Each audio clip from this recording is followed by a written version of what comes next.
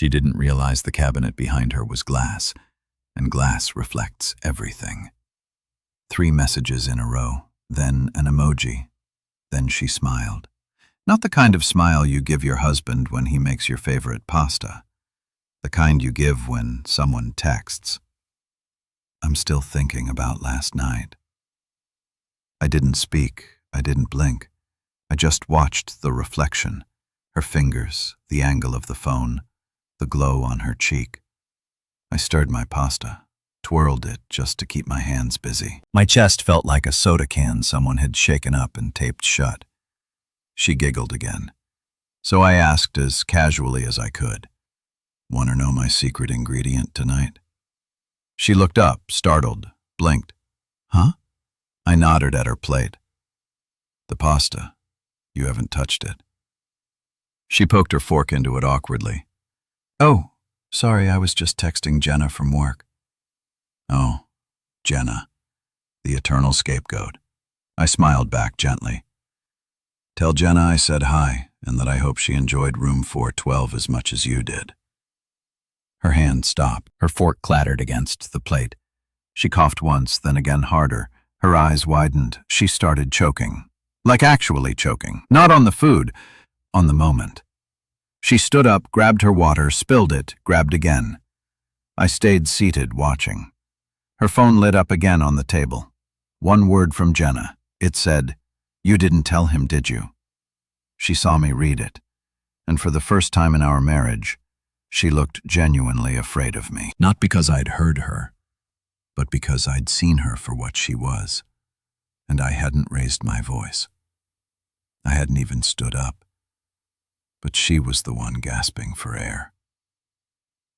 The silence after she stopped choking was the loudest thing I've ever heard. She sat there, still red in the face, her eyes wet from either the coughing or the panic, probably both. Her phone was still buzzing every few seconds, lying face up now, too far for her to grab without making it obvious she cared. I didn't say anything. I just cleared the table slowly, letting the sound of silverware scraping plates fill the room. She still hadn't touched her food. I wasn't hungry anymore either. She finally broke the silence. Daryl, I don't know what you think you saw. I cut her off without looking at her. Room 412. She went quiet, her jaw clenched. She was searching for a lie, but she knew whatever came out of her mouth next would define everything. I waited, genuinely curious what she'd pick. I was there, she finally said. But it wasn't like that. I actually laughed. It was short, humorless, ugly. So, Jenna sends hotel confirmation texts now. She stood up, pushing her chair back like she expected some kind of confrontation. But I wasn't going to give her one. Not tonight. I was too tired, too empty. I need air, she muttered, grabbing her keys and phone and practically fleeing the house. I didn't stop her.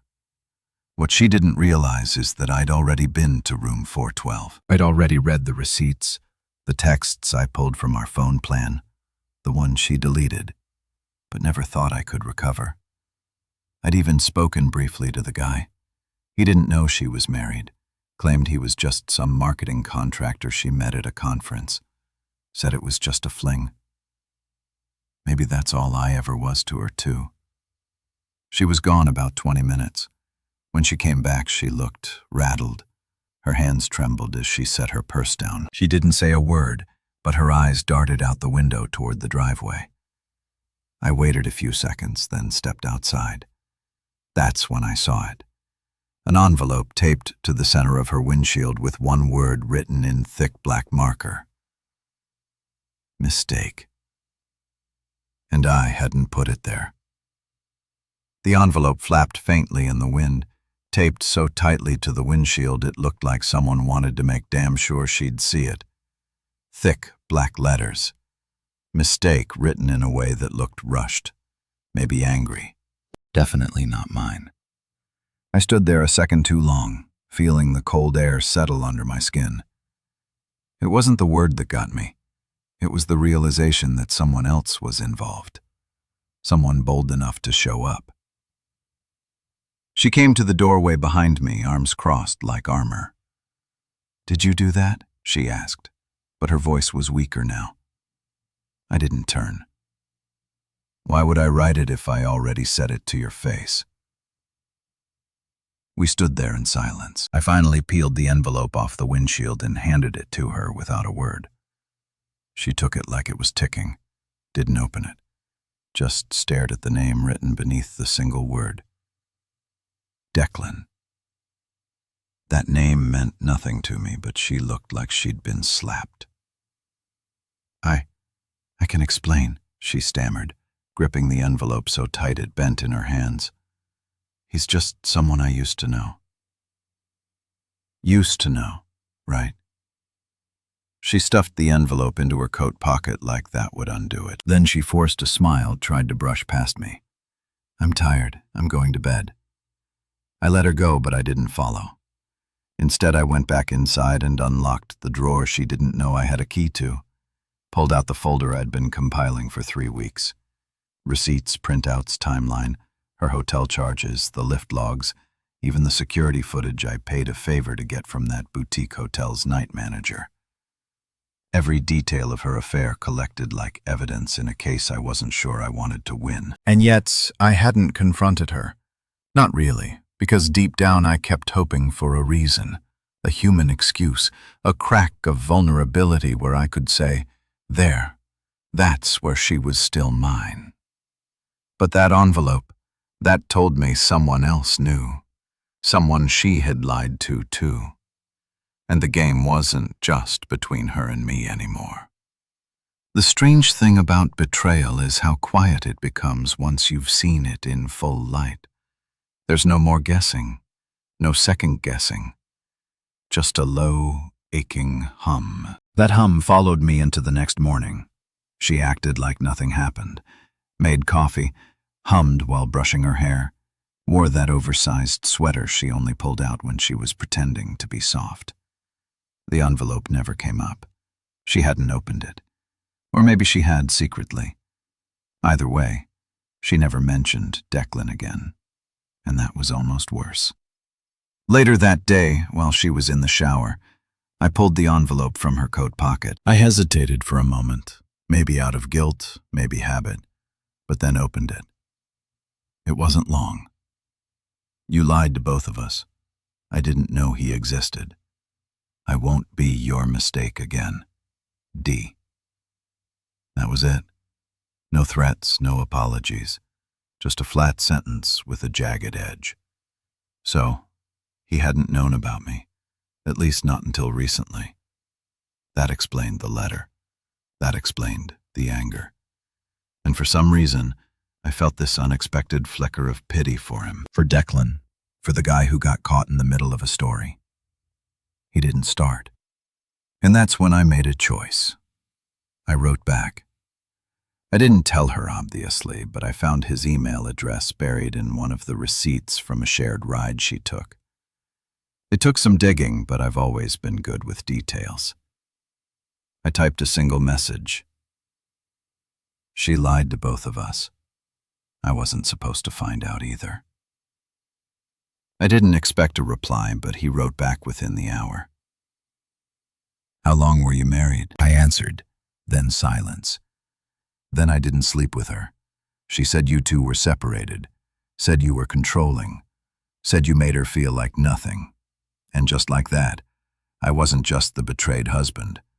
I was a story she had rewritten, a villain in some narrative I'd never been allowed to defend myself in. I stared at the screen for a long time. My hands trembled, not with anger, but with this hollow sadness I couldn't shake. She had told him I was the problem.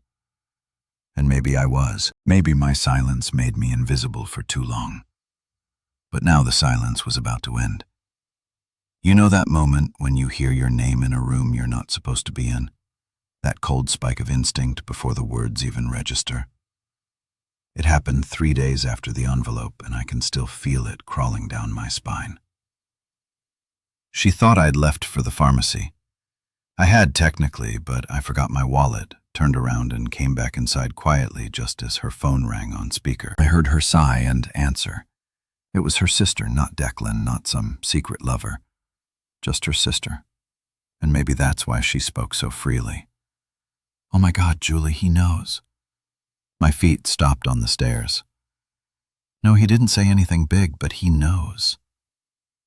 I choked. Literally choked when he called out room 412 during dinner. I thought I was going to die with fettuccine in my lungs. She laughed. Actually laughed. Of course I didn't admit it. He still thinks it was just emotional or whatever. I'm not giving him any more than he already suspects. I gripped the railing. My knuckles turned white. My heart, I don't even know if it beat. Then she said it. The line that hit harder than the affair ever could. I mean, what's he going to do? Julie cry in his journal? He still makes my coffee every morning like some wounded butler. Honestly, I think he's too scared to leave me. My knees went weak. Not because it wasn't true, but because it was. I had been scared. Scared of being alone. Scared of not knowing who I was outside of her. Scared of admitting to myself that I had built my entire life around someone who felt nothing anymore.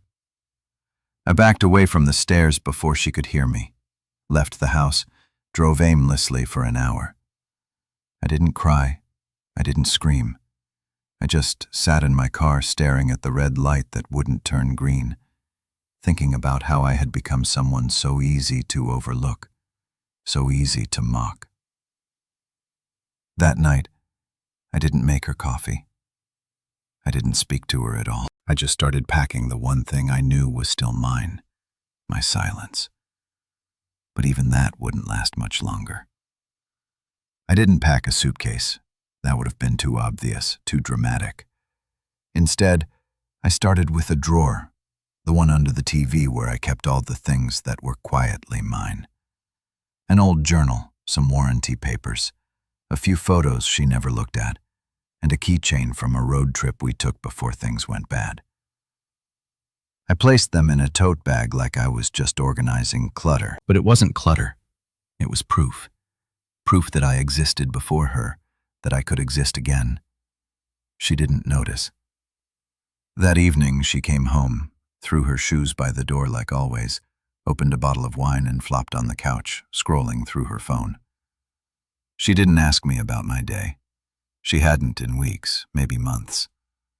I sat across from her, pretending to watch TV, but really, I was watching her thumb tap out another message, then smile at the reply. "I miss when you used to look at me like that," I said suddenly without even planning it. She looked up surprised. "Like what?" "Like you wanted to be in the same room with me." She blinked, her eyes narrowed a little. "Daryl, don't start this again." There it was, that phrase, "Don't start this again." Like I was a broken record, like the pain I was choking on was a tired script she didn't feel like reading. "I'm not starting anything," I said. "I'm ending something." She scoffed. "You're not going anywhere. You always say this. You get dramatic, then you calm down. You'll cook something tomorrow and act like this never happened. That's who you are." It wasn't anger in her voice. It was certainty. That was the part that broke me more than anything she'd done. She was so sure I'd stay that no matter how much she tore into my dignity, I'd crawl back. Predictable. So, I stood up calmly, quietly, walked to the kitchen, picked up her wine glass and poured it down the sink. Then I looked her straight in the eyes. "You think I'm predictable? Watch me." She laughed like I was bluffing, like I was still the doormat in her hallway. But that night I didn't sleep beside her. And in the morning, the tote bag was in the car along with something else she never saw coming. She didn't notice right away. That's the kind of person she is. She wakes up late, scrolls for 20 minutes, then stumbles to the kitchen expecting coffee that magically appeared. But this time, the coffee maker was cold. The car was gone, and the silence. It wasn't sulking silence. It was missing silence. I had left her a note. Nothing poetic, just one line on a sticky note by the sink. You said I wouldn't leave. So I did. I didn't turn off my phone. I wanted her to sit in it, let it burn.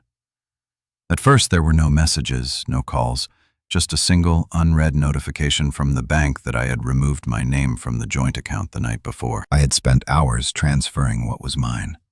She could keep the dishes, the house, the echo of her own laughter. By noon, she started texting. Is this a joke? You're being childish. Daryl, come on, this isn't you. But that's the thing. It wasn't who I was. It was who I'd become. Slowly, quietly, after realizing I wasn't a husband anymore.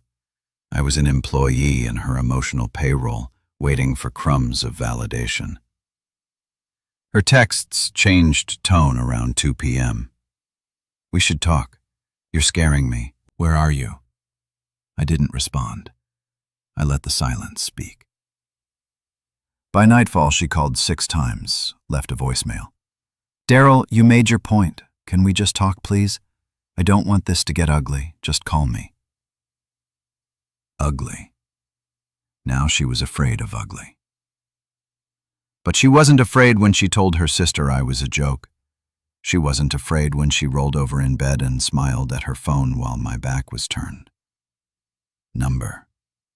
Now she was afraid because I wasn't standing where she left me. The next morning, I got a knock on the motel door. Not her. It was Declan, and he was holding something that made my stomach twist. Declan looked more tired than angry. He didn't come with fists or fury. He came with a small folder and an expression I recognized too well. One that said, I got played too. He asked if we could talk. I let him in. He didn't sit, just stood by the wall, hands stuffed in his coat pockets like he didn't know what to do with them. Then he opened the folder and handed me what was inside. Printouts, screenshots, messages. Not just between him and her. Messages from other men, 2 others. One from months before him, another more recent. Overlapping, different names, same patterns. She hadn't just lied to me or him. She'd made a game out of all of us. I thought she was different, he muttered. I even thought about quitting my job, moving closer to her. She said, you were distant, controlling. I wanted to believe it. He shook his head. I'm sorry, man. I didn't know what to say. We stood in that cheap motel room, 2 men who had loved the same illusion. For a second, I felt shame, humiliation for how long I had clung to someone who had no intention of being held. But then I felt something else. Relief. It was finally over. The next day, I filed for divorce. Quietly. No revenge, no drama. Just the slow, steady closure I owed myself. She begged, then threatened, then begged again. But I didn't bend, not because I hated her, because I finally loved myself more. It's been 6 months now. I live in a small rental near the lake. I walk every morning. I make coffee for one, and for the first time in years, that's enough. Some nights I still think about how it all started, with her laughing at her phone while I twirled pasta. But now when I hear that memory echo, I don't flinch.